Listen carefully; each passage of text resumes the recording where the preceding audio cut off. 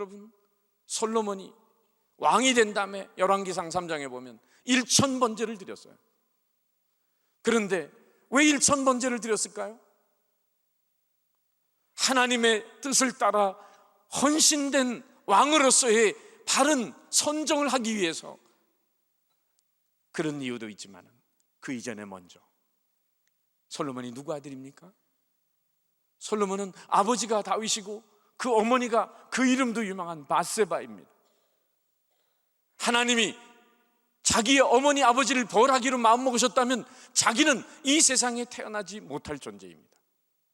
하나님이 다윗의 회개를 들으셨고 긍휼히 여기셨고, 그리고 많은 배다른 형제들이 있지만 하나님의 특별한 섭리 가운데 이스라엘의 세 번째 왕으로 선택을 받았습니다. 너무너무 감사해서, 분에 넘치는 하나님의 은혜에 너무 감사해서, 그러기에 하나님의 뜻대로 이 왕의 자리를 주셨기 때문에 여기에서 하나님의 뜻대로 백성을, 나라를 다스리겠다고 하는 그런 헌신된 마음을 가지고 1000번제를 드린 겁니다. 그런데 그 밤에 1000번제를 드리고 난 뒤에 하나님이 꿈에 나타나셨어요. 솔로몬아, 내가 네게 뭘 줄까? 뭘 줄까? 그는 부귀영화를 구하지 않았습니다. 하나님께 구하기를 꿈속에서조차 하나님, 이 백성을 잘 다스릴 수 있는 지혜로운 마음을 주옵소서, 지혜로운 마음을 주옵소서. 열왕기상 3장에 성경에 이렇게 기록되어 있습니다.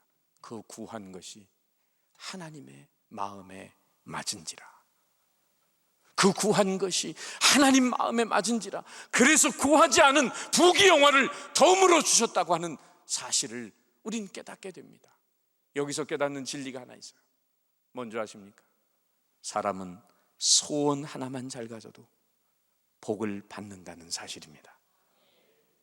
인생은 하나님 앞에 소원 하나만 제대로 가져도 복을 받는 인생이 된다는 거 잊지 마세요. 우리가 무슨 행위를 하기 전에, 우리가 무슨 봉사와 섬김을 하기 전에 우리 마음속에 하나님이 감동할 수 있는 소원 하나만 가져도 하나님의 보좌가 움직이는 줄 믿습니다.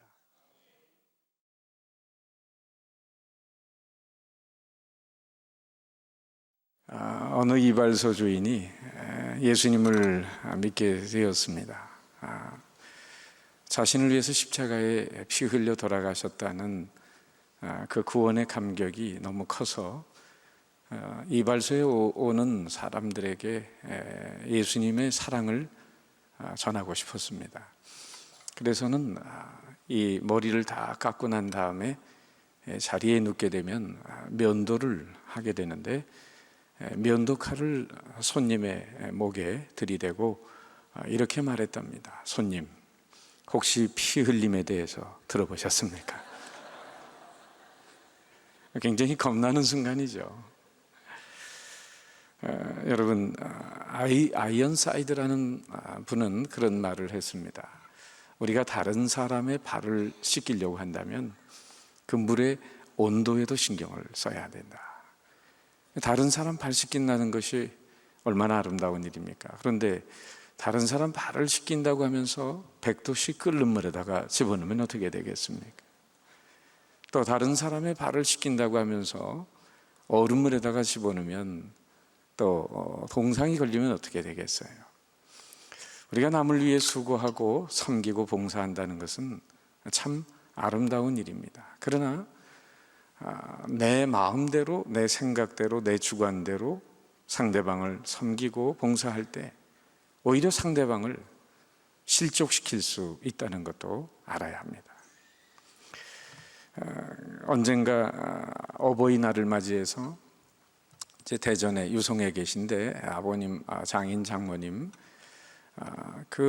모처럼 부모님들을 좀 대접을 해야 되겠다 해서 아내와 함께 유성으로 내려갔는데 저녁에 좀 그래도 좀 고기를 대접해 드려야 되겠다 생각했습니다.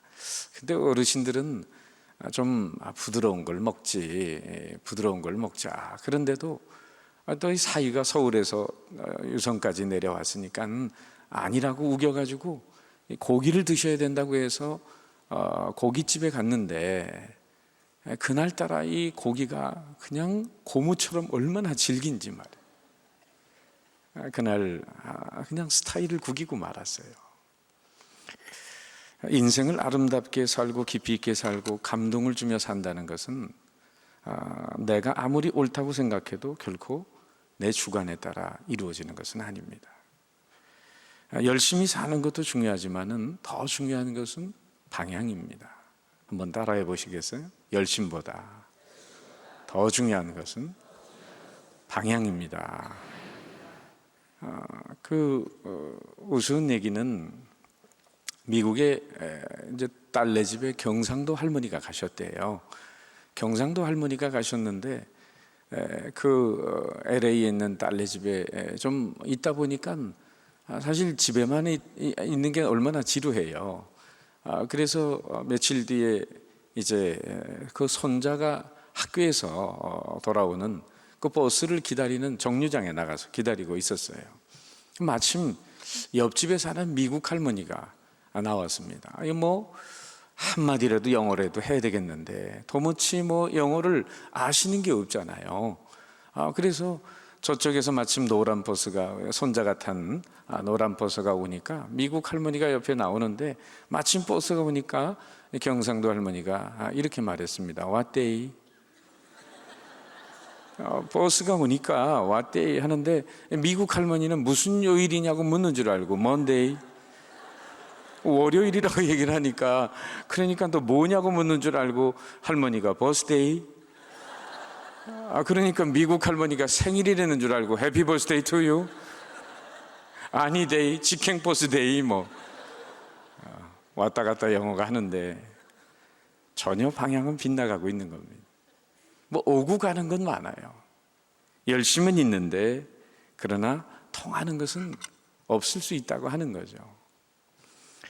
여러분, 사람들과의 아름다운 관계를 맺고 사는 데 있어서도 내 열심이 중요한 게 아니라 정말 상대방이 기뻐하고 즐거워하는 것이 무엇인가, 바로 그런 방향 감각을 분명히 하는 것입니다. 여러분, 정말 자기중심적인 열심이 얼마나 남을 피곤하게 만드는지 알아야 됩니다. 그래서 아까 말씀드린 대로 남의 발을 씻기려고 한다면 그 물의 온도에도 신경을 써야 된다.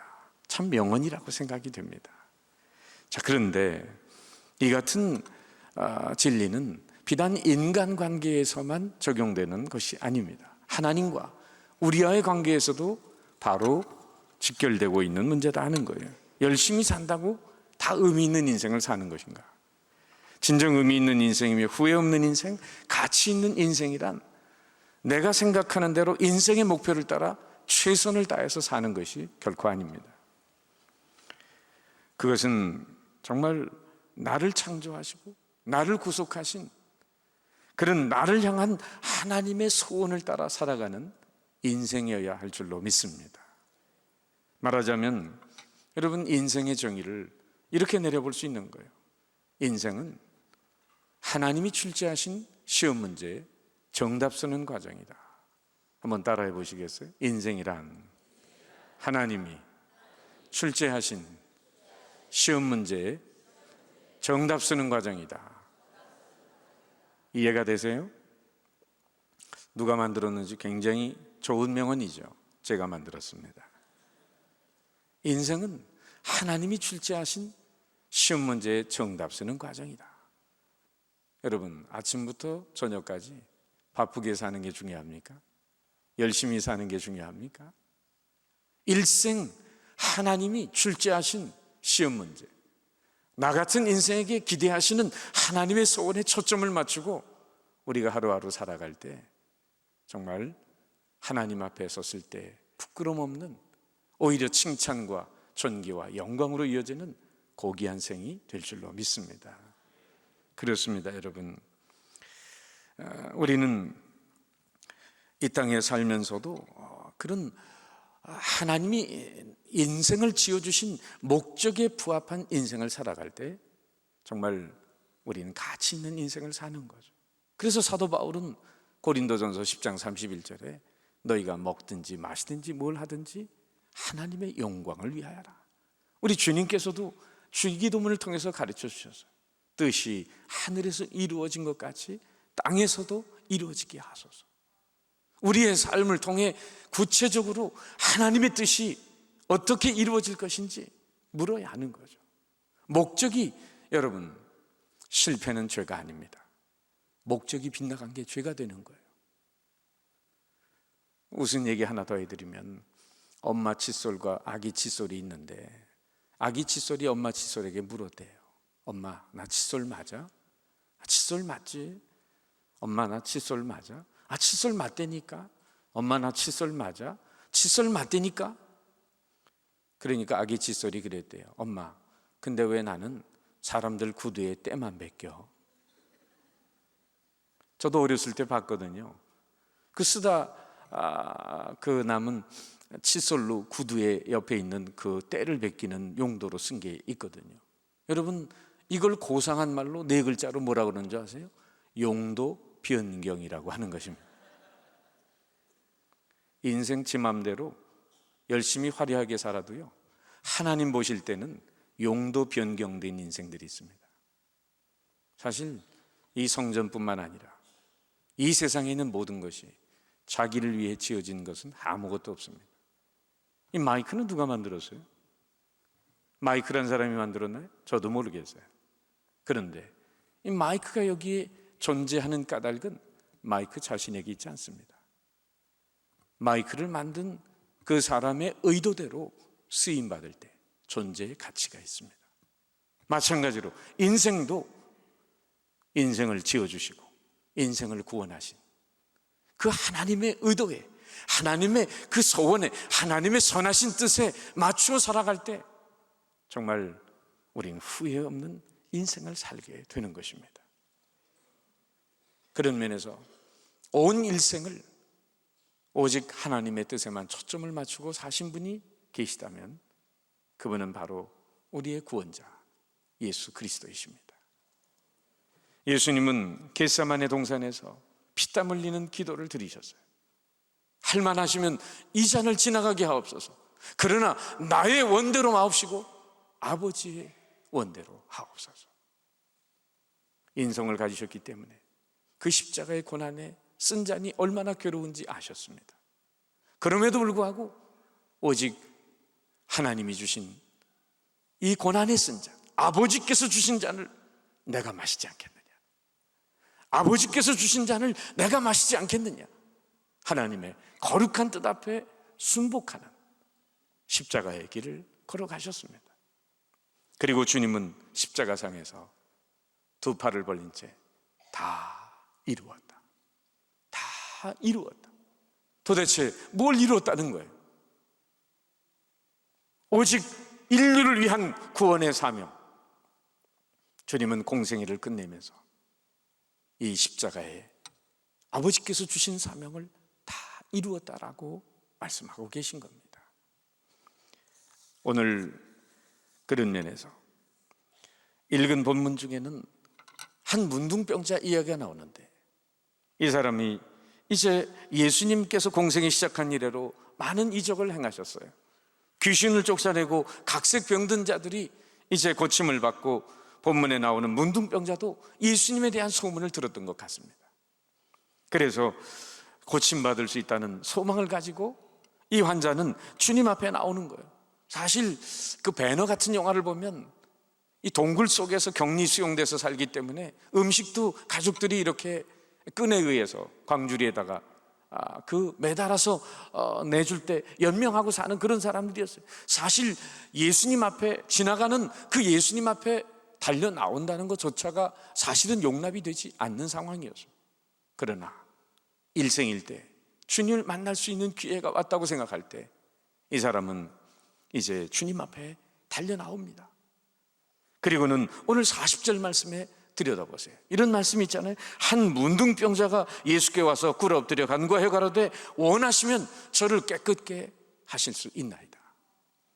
이 한마디 간구 속에 담겨있는 이 사람의 신앙은 어떤 신앙입니까?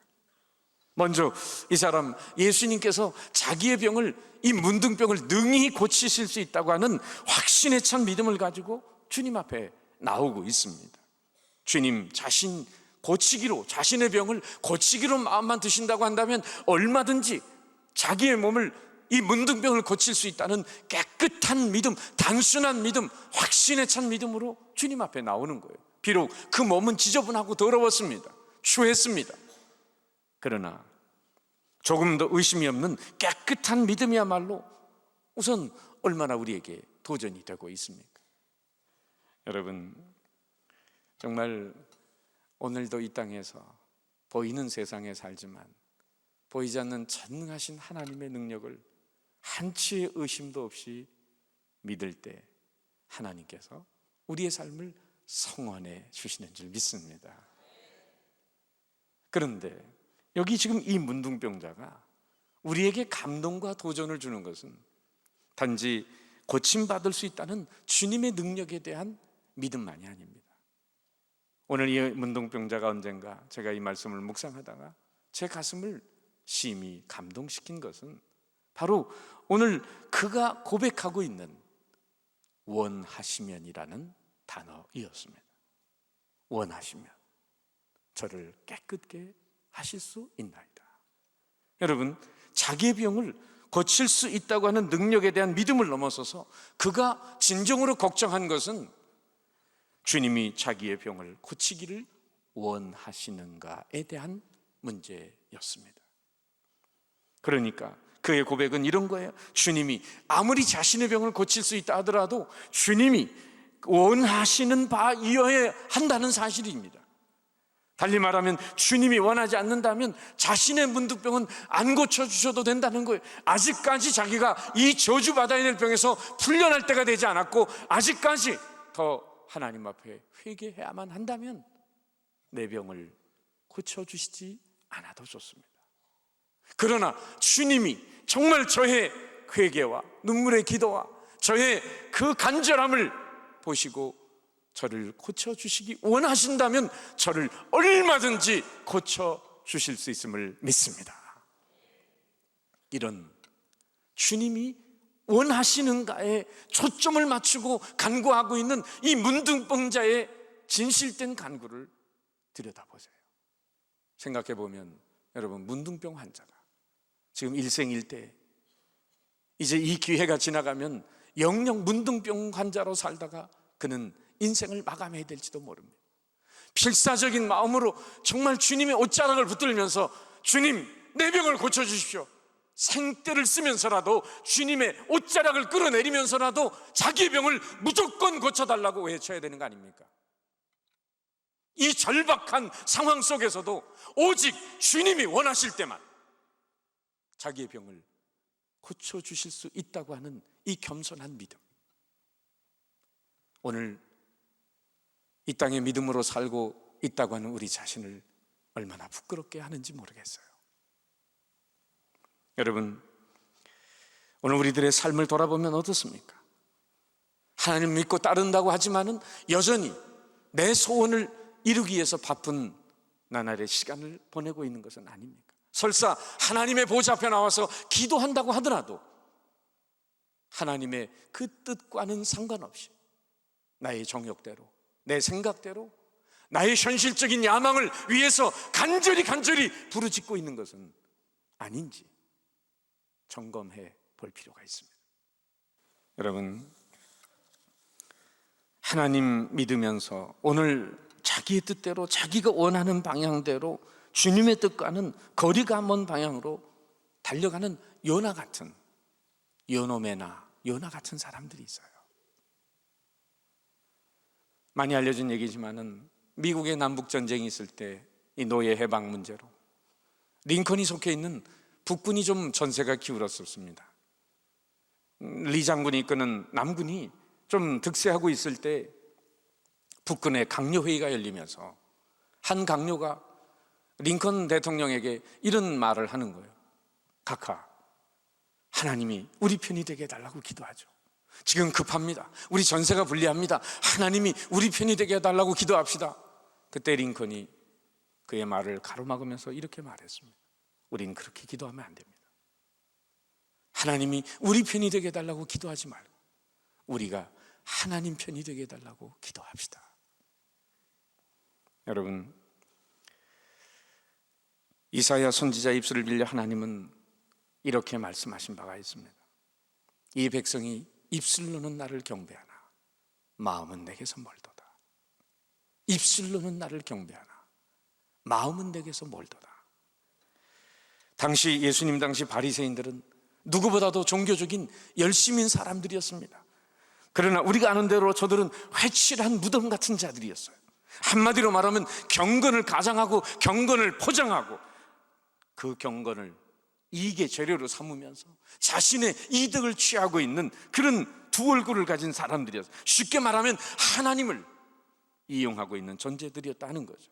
진정 주님의 마음으로 주님의 소원을 향해 내 뜻을 죽이면서 나가지 않으면 책망받은 베드로처럼 우리는 될 수가 있는 것입니다. 넌 날 누구라고 하느냐? 주는 그리스도시요 살아계신 하나님의 아들입니다. 멋진 신앙 고백을 했을 때 주님은 십자가의 고난의 그 행을 말씀하셨어요. 그러나 시몬 베드로는 예수님의 옷자락을 붙잡고 주여 그리 마옵소서, 주여 그리 마옵소서, 주님의 십자가 행을 만류하다가 엄청난 주님의 야단을 맞게 됩니다. 사탄아 물러가라. 너는 나를 넘어지게 하는 자로다. 너는 하나님의 일을 생각지 아니하고 사람의 일을 생각하는도다.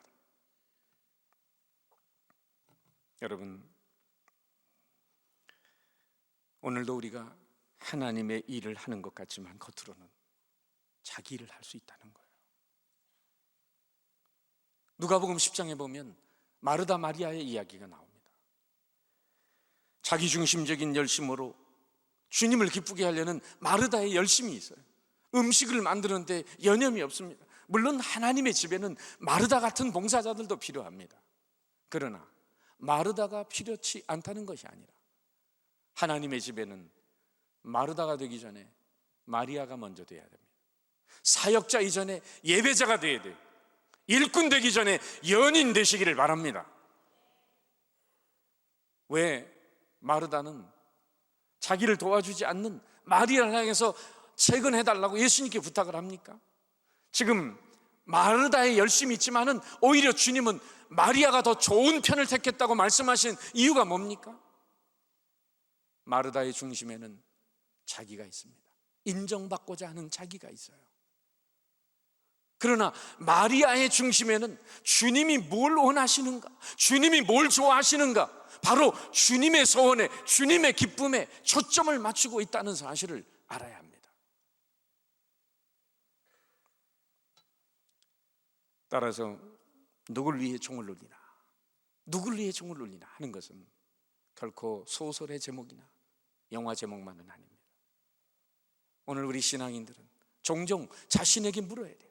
열심히 신앙생활할수록 자신에게 물어야 됩니다. 누구를 위해 종을 울리는 건지. 정말 사도 바울은 어떤 인생을 살았어요? 다메섹 도상에서 부활하신 주님을 만나기 전까지 그는 정말 열심히 특심인 사람이었습니다. 그것이 하나님의 의를 이루는 건 줄 알았어요. 그래서 예수 믿는 사람을 정말 잡아들이고 심지어 때리고 죽이고, 그래서 사도행전 7장에 나오는 대로 스데반 집사님이 돌에 맞아 죽는 그 현장에도 살기를 가지고 서 있었던 사람이 바로 사울입니다. 그 스데반의 옷을 벗겨서 청년 사울의 발 앞에 두었다고 성경에 기록되어 있잖아요. 정말 열심으로는 바리새인이요 특심한 사람이었는데, 그러나 방향이 빗나간 열심이었습니다. 사도행전 9장에서 부활하신 주님을 만나게 될 때 주님의 음성을 듣게 됩니다. 사울아 사울아, 사울아 사울아, 당신이 누구십니까? 네가 어찌하여 나를 핍박하느냐? 사울아 사울아, 어찌하여 네가 나를 핍박하느냐? 당신이 누구시니까? 내가 무엇을 하리이까? 나는 네가 핍박하는 예수다. 내가 무엇을 하리이까? 네가 보고 들은 것에 대해서 내 증인이 되려무나. 부활하신 주님, 바로 다메섹에서 그분을 만나기 전까지 그는 방향이 빗나간 열심의 삶을 살았던 사람이에요. 그러나 주님을 만나고 난 다음에 그 인생은 180도 바뀌게 됩니다. 그 인생의 목적과 가치관, 모든 것이 바뀌게 돼요. 이방인의 사도로 부름받으면서 그는 빌립보 3장 12절에 어떤 고백을 합니까? 내가 그리스도 예수께 잡힘받은 그것을 잡으려고 쫓아가노라. 여러분, 잡힘받은 그것을 잡으려고, 이걸 문법적으로 말하면 피동안의 능동이라고 하는 거예요. 인생 가운데 문법적인 얘기를 좀 드려보면 능동 안에 능동이 있어요. 자기가 잡은 이상과 목표를 자기가 열심히 쫓아가는 거예요. 능동 안에 피동이 있어요. 자기가 잡은 이상과 목표를 세워놓고 게을러 빠져서 그것도 못 쫓아가는 거예요. 피동 안에 피동이 있어요. 하나님이 주신 인생의 목표를 게을러서 못 쫓아가는 거예요. 피동 안에 능동이 있어요. 하나님이 그 인생을 잡아주신 은혜를 알고 정말 부름의 상을 위하여 달려가고 쫓아가는 인생입니다. 정신병자 시리즈 얘기하세요. 정신병자가 식칼을 들고 의사를 막 쫓아갑니다. 막 도망가다가 막 다른 골목에 딱 섰어요. 아이고, 난 죽었구나. 그런데 그 정신병자가 식칼을 의사의 손에 쥐어주고 막 도망가면서 이렇게 말하더랍니다. 이제는 네가 쫓아올 차례다. 웃은 얘기지만 주님이 우리의 인생을 붙잡아 주시기 위해서 당신의 온몸을 십자가에 제물로 바치셨습니다. 우리가 엄청난 그 구속의 은혜를 안다면 우린 남은 인생 뭘 잡으려고 쫓아가야 될까요? 저는 여기 계신 분들이 모두 다 신학교 가야 된다는 걸 말씀드리는 게 아닙니다. 정말 우리의 삶의 현장에서 하나님의 소원이 무엇인가? 오늘 사업하는 분들 계실 텐데 매일같이 크리스찬 사업가라면 이 질문을 자신에게 던져야 됩니다. 하나님, 이 사업을 통해서 하나님이 원하시는 바는 무엇입니까? 이 사업을 통해, 이 비즈니스를 통해 하나님이 원하시는 소원은 무엇입니까? 날마다 물을 수 있는 그리스도인이 되시기를 바랍니다. 하나님은 바로 그런 하나님의 소원에, 하나님의 뜻에 초점을 맞추고 이 땅에 숨쉬고 봉사하고 섬기고 헌신하고 선교하고 애쓰는 사람들을 눈여겨보시고 그 인생을 축복하시는 줄 믿습니다. 그렇습니다. 우리가 하나님 믿으면서도 정말 그런 우리가 잡은 이상과 목표를 쫓아간다고 한다면 거룩한 일을 통해 그분의 뜻을 이루는 게 아니라 내 뜻을, 내 야망을, 내 욕망을, 내 성공을 이루려고 한다면 어쩌면 그것은 가룟 유다의 입맞춤이 될 수 있다는 사실이죠. 주님은 겟세마네 동산에서 피땀 흘리며 기도하셨습니다. 그리고 이제 아버지의 뜻을 이루기 위해 분연히 일어나서 십자가를 향해 나가시는데 거기에 3년 동안이나 같이 동고동락했던 가룟 유다는 예수님이 원치 않는 길로 가고 십자가의 길로 가는 걸 보고 저분이 죽으면 이제 나도 한패라는 생각 속에, 그리고는 나도 잡혀서 어떻게 될지 모른다는 인간적인 계산 속에 마지막에 자기의 살 길을 찾고, 그리고 이왕이면 한몫 챙기자는 마음으로 예수님을 은30에 팔아먹습니다. 그리고는 그 예수님을 체포하는 신호로 예수님이 기도하던 자리를 알기 때문에 겟세마네 동산으로 군병들을 데리고 와서 멀찌감치 세워두고는 다가갑니다.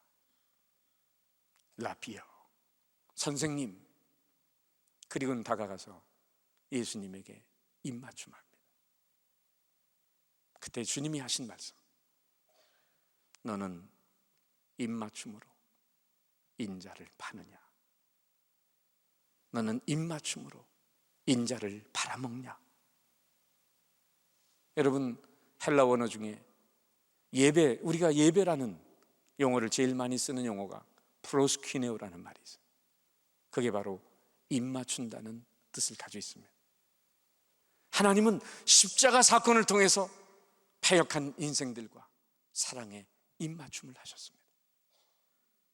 우리는 그 구속의 은혜를 아는 자들이 하나님을 예배하면서 그분의 사랑에 우리는 응답하면서 입맞춤하는 게 바로 예배입니다. 찬송으로, 기도로, 우리의 헌금으로, 감사로 하나님과 입맞춤하는 거예요. 그런데 그 입맞춤하는 경건의 행위를 통해서 인자를 팔아먹을 수 있다는 거 여러분 아셔야 합니다.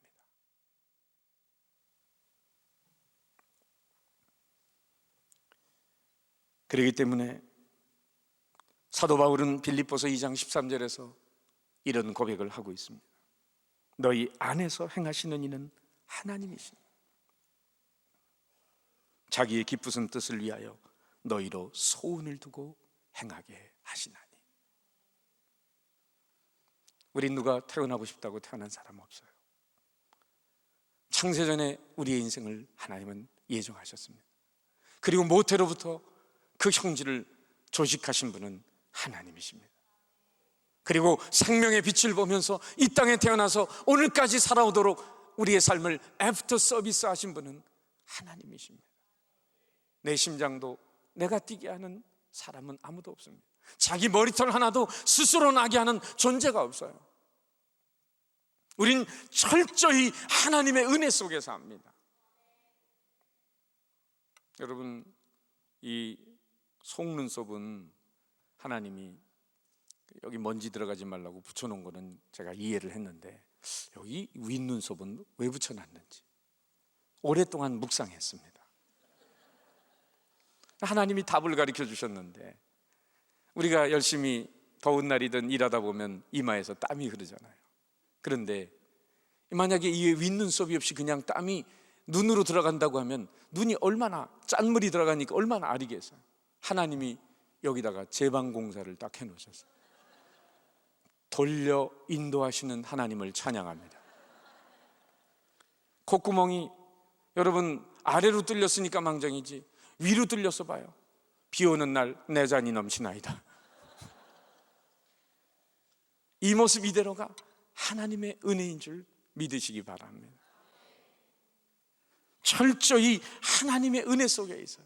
어떤 분은 88도로 달리다가 깜빡 졸아가지고 서 있는 앞에 차를 꽝 하고 받았는데 차는 부서졌지만은 다행히 생명은 건졌고 자기 이마를 자기 핸들에 부딪혀가지고 쉬운 6바늘을 꿰매서 지금 소망교회 장로님이 되신 분인데 집사님 때 이야기입니다.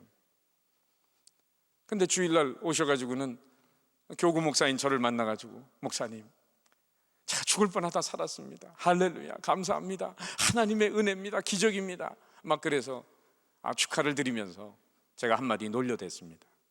집사님 88도로에서 졸다가 죽을 뻔하다가 사는 것도 기적인데 평상시에 무사고로 88도로 다니는 건 더 큰 기적인 줄 믿으세요.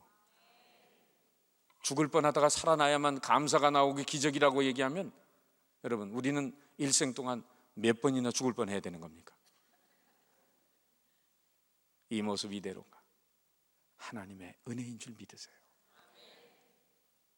평창동에 30대 초반에 폐암 3기 환자가 공기 좋은 곳에 와서 기도하다가 하나님의 은혜를 받고 싶어서 왔는데 제가 신방을 갔죠.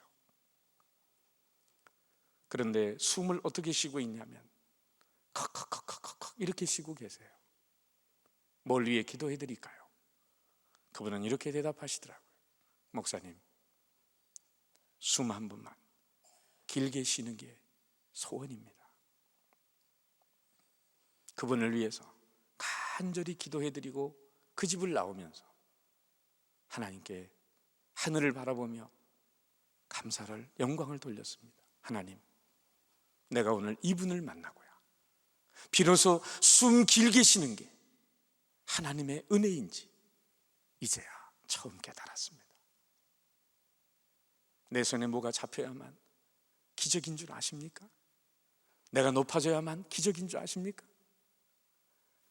내 마음의 겸손함과 가난함 속에서 이 모습 이대로가 은혜요, 축복이요, 기적이요, 사랑이요, 특권인 줄 믿으시기 바랍니다. 바로 왜 그렇게 하나님이 우리를 투자하시고 우리를 보호하시고 인도하시고 여기까지 우리의 삶을 인도하셨습니까? 각 사람에게 소원을 두고 계시기 때문입니다.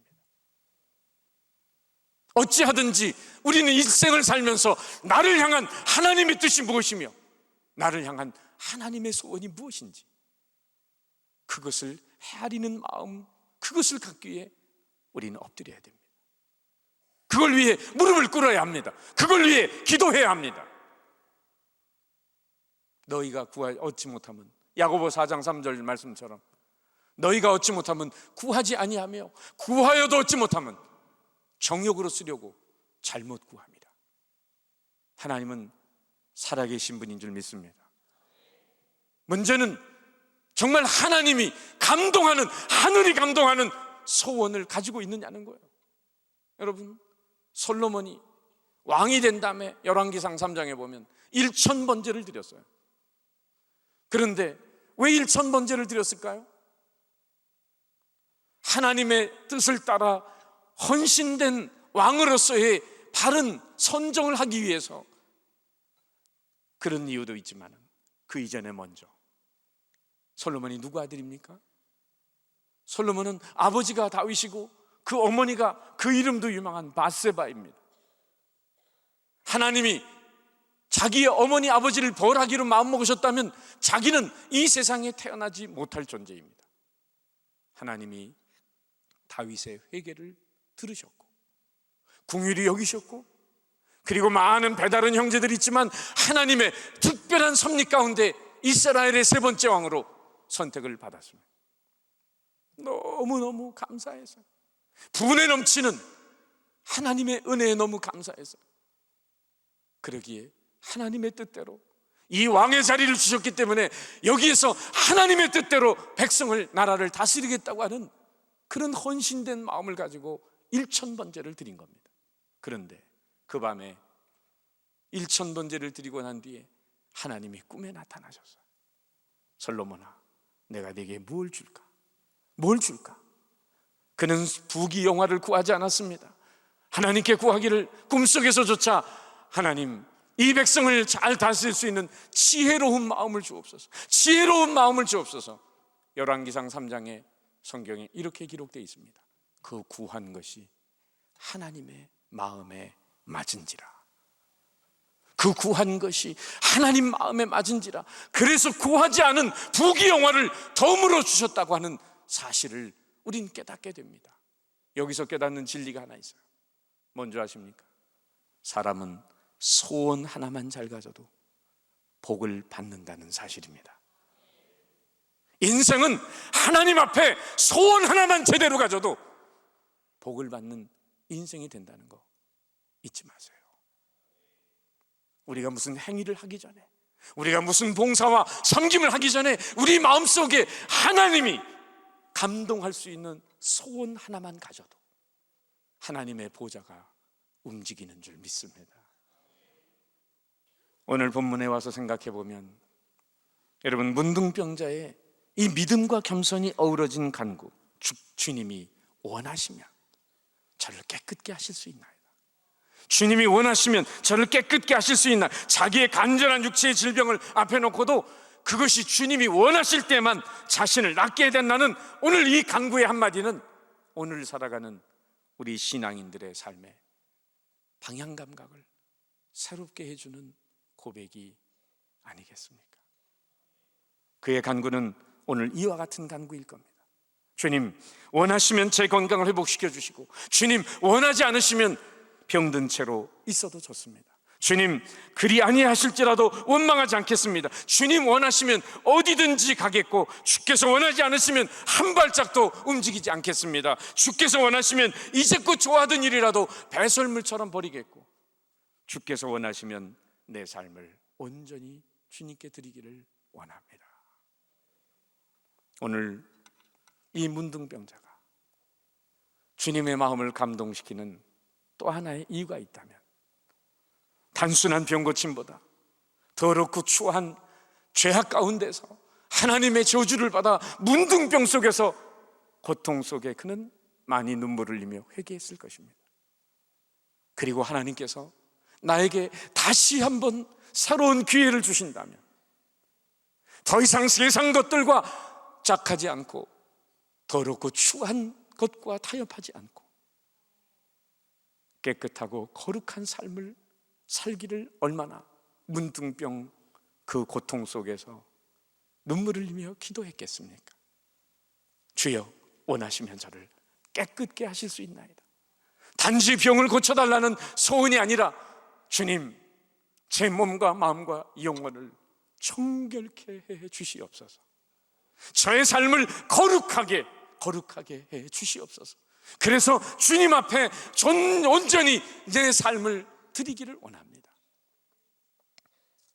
여러분, H로 시작해서 Y로 끝나는 세 단어가 있어요. H로 시작해서 Y로 끝나는 세 단어가 있는데 동심원을 한번 그려볼까요?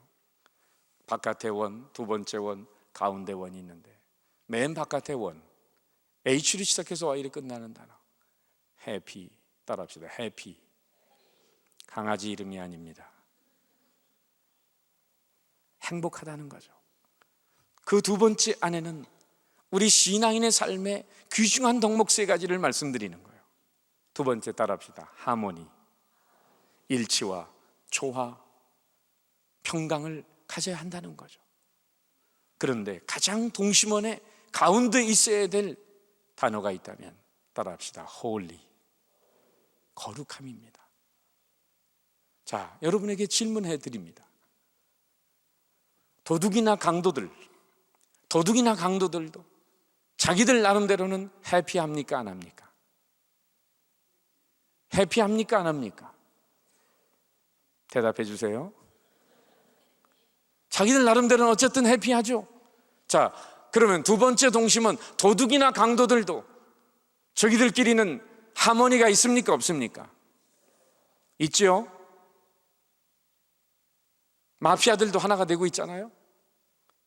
그런데 도둑이나 강도들이 홀리, 거룩함이 있습니까? 없습니까?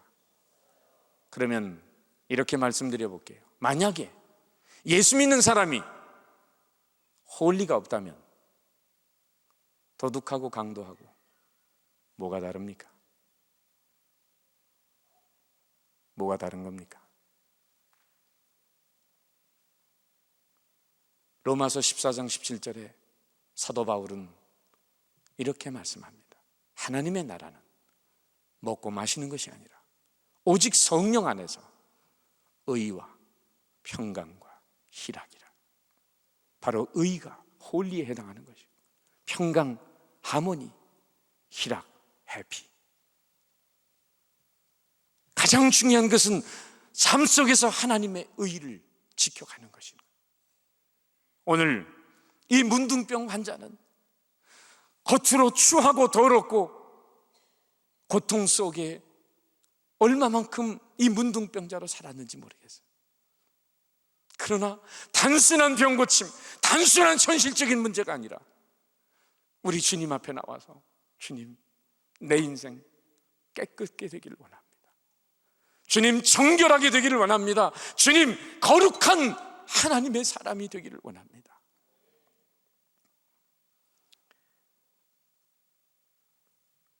성경에 우리는 여리고성에서 유일하게 살아남은 한 가족을 아실 것입니다.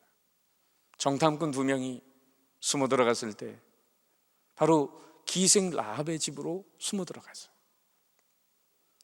정탐꾼을 숨겨준 그 대가로 자신과 가족들을 살려달라고 약속하게 됩니다. 그녀는 정말 믿음이 있었습니다. 그 정탐꾼을 보자마자 당신들의 하나님은 상천하지의 하나님이라고, 하늘과 땅을 주관하는 하나님이라고, 아니 이방 족속 중에 이제 하나님의 백성들로부터 철저하게 진멸당해야 될 그런 가나안 땅의 첫 관문 도성인 여리고성에 사서 몸 팔고 술 파는 기생이 하나님에 대해서 신앙 고백하는 것 좀 들어보세요. 너희 하나님은 상천하지의 하나님이시냐? 소문을 듣고도 하나님에 대한 믿음이 생겼습니다. 그러기에 정탐꾼을 살려주는 행동이 있는 믿음이 있었고, 그로 인하여 여리고성을 진격할 때 바로 구원의 붉은 줄을 매단 그 집은, 가족들은 보호를 받고 살아나게 되고 나머지는 모두 다 진멸당했습니다. 자, 그런데 문제는 바로 그 이후입니다. 구원 그 이후, 이스라엘 백성들에게 육신적으로는 구원을 받았는데 기생 라합이 만약에 이스라엘 백성들 무리 가운데 살면서 이전에 행했던 술 팔고 몸 팔던 기생의 역할을 계속했다면, 속칭 니나노를 계속 불러댔다면 라합의 인생에 하나님의 축복이 임했겠습니까? 여러분, 라합은 어떤 사람이 됐습니까? 우리가 잘 아는 대로 바로 룻기에 나오는 보아스의, 그 룻의 남편이 되는 보아스의 어머니가 바로 라합입니다. 유다 방백 살몬과 결혼해서, 마태복음 1장 예수님의 족보에 나오는 대로 유다 방백 살몬과 결혼해서 보아스를 낳았어요. 그 보아스는 오벳을 낳고, 오벳은 이새를 낳고, 이새는 바로 다윗을 낳아서 그 여리고성에 멸망당할 수밖에 없었던 한 여인, 그 여자가 바로 다윗의 고조 할머니가 되고 있다는 사실을 여러분은 아십니까? 그리고 마태복음 1장에 바로 예수님의 족보 가운데 당당하게 들어있는 믿음의 여인이요, 히브리서 11장 믿음장에 믿음의 영웅의 대열에 들어있는 한 여인. 여러분, 얼마나 축복을 받았습니까? 저는 성경을 보면서 이렇게 멸망할 수밖에 없었던 처지 한 여인이 위대한 개천에서 용이 난 것처럼 탈바꿈된 축복의 인생으로 변화된 까닭은 오늘 이 문둥병자의 소원이 그녀에게도 있었다고 보는 것입니다. 거룩함. 내가 거룩하니 너희도 거룩할지어다. 데살로니가 전서 4장 3절에 하나님의 뜻이 이렇게 기록되어 있습니다. 하나님의 뜻은 이것이니 너희의 거룩함이니라.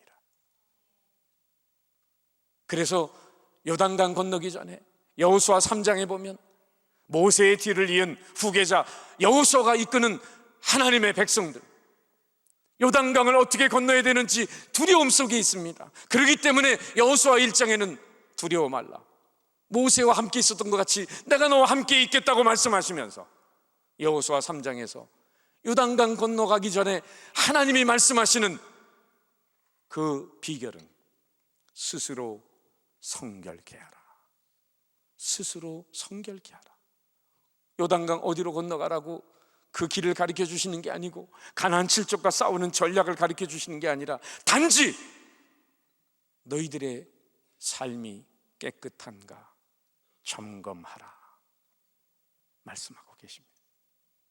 디모데후서 2장에 귀히 쓰는 그릇, 집안에 금그릇이 있고 은그릇이 있고 나무그릇이 있고 질그릇이 있고 여러 그릇이 있는데 주인의 손에 들려 귀하게 쓰는 그릇은 누구든지 자기를 깨끗게 하기만 하면 하나님의 손에 들려 귀히 쓰임을 받는다고 말씀하고 있습니다.